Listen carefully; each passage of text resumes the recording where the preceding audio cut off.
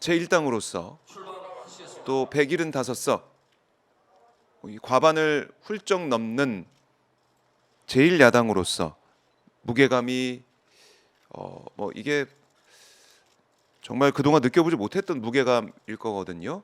이재명 대표도 국민들의 승리다라고 얘기하면서 앞으로 민생 문제 또 지금 대한민국 처한 위기를 해결하는데 최선을 다하겠다라고 거듭 강조를 하고 있습니다.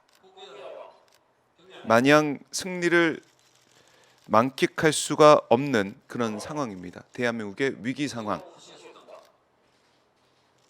그 첫 시작을 국립서울현충원에서 시작을 하겠습니다. 도윤님께서 이재모로 뭉쳐가자 든든하다라고 댓글 주시면서 슈퍼챗 보내주셨습니다. 고맙습니다. 21대 총선 이후 당시 여당이었던 민주당이 더불어시민당과 함께 가졌던 180석, 그 180석과 지금 175석, 의석수 차이는 있겠지만 무게감이 다르고요. 순도라고 할까요? 순도, 그다음에 간절함, 이런 것들이 많이 달라져 있다라고 평가를 받을 것 같습니다. 거기다가 범야권 조국혁신당의 12석과 전체 진보당 의석도 있고 전체 범야권으로 보면은 192석, 개헌할 수 있는 200석에 단 8석만 모자른 그런 압승을 야권에서 해냈습니다. 거꾸로 말하면은 국민의힘 여당에서는 108석에 참패를 당했는데요. 한동훈 비대위원장이 어제 물러났죠. 이재명 대표 얼굴 표정을 보면 앞으로 대한민국의 미래를 위해서 정말 잘해야겠다. 민주당이 역할을 잘해야겠다. 또 그 앞장서는 그 길에 이재명 대표가 있겠다. 이런 생각을 하면서 헌화와 분향을 진행한다라고 볼 수가 있겠습니다.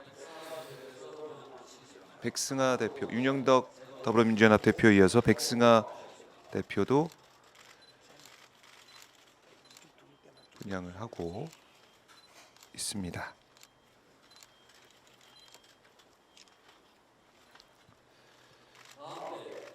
압도적인 지지, 압도적인 의석을 확보한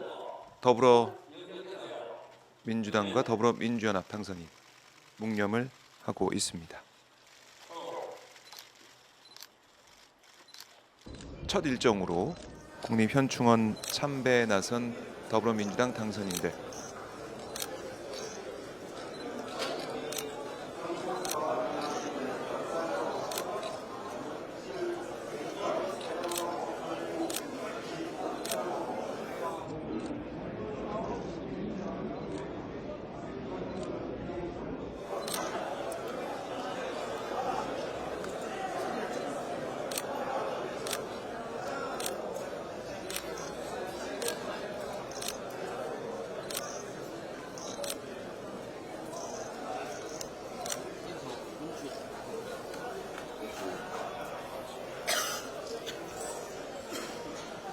이재명 대표가 방명록 작성을 마쳤고요. 윤영덕 더불어민주연합 공동대표가 이어서 방명록을 작성하겠습니다. 네.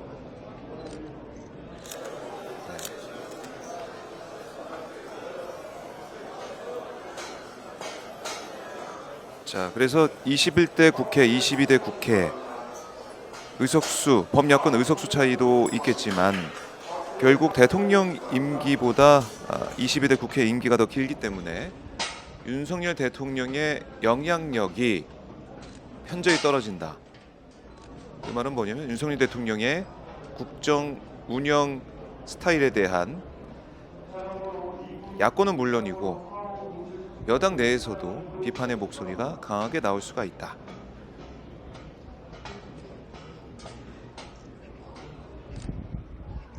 (21대) 국회, (22대) 국회는 다를 수밖에 없다라고 생각이 들고요.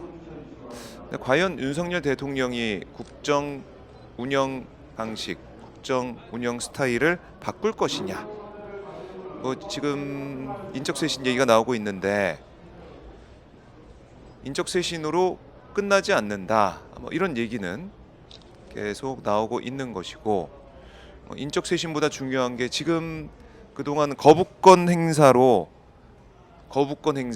국민들이 많이 분노를 해오지 않았습니까? 자신의 가족에 대한 특검까지 거부하고 있는 이런 상황, 그리고 주요 법안들에 대한 거부권 행사로 인해서 정말 우리 사회가 갈등에 빠지고 더 과거로 가는 듯한 느낌이 드는 상황. 여기에 대한 이번에 평가, 심판이 있었다라고 볼 수밖에 없거든요. 그러면 인적쇄신으로 끝난 게 아니라 윤석열 대통령이 만약에 달라지고 바뀌었다면 야당에서 얘기하고 있는, 또 통과시킨 국회에서 그런 법안과 또 그런 목소리를 얼마나 반영할 것이냐. 거기에 따라 윤석열 대통령이 바뀌었구나, 달라졌구나 이렇게 할 수 있는 것이지, 인적쇄신으로 끝 이렇게 된다면 글쎄요, 다가오는 지선과 대선에서 국민들의 심판의 목소리 계속 이어질 수밖에 없다, 이런 생각도 듭니다. 첫 가늠자가 최상병 순직 사건 수사 외압에 대한 특검, 이 특검 법안 이제 국회에서 표결을 할 텐데요.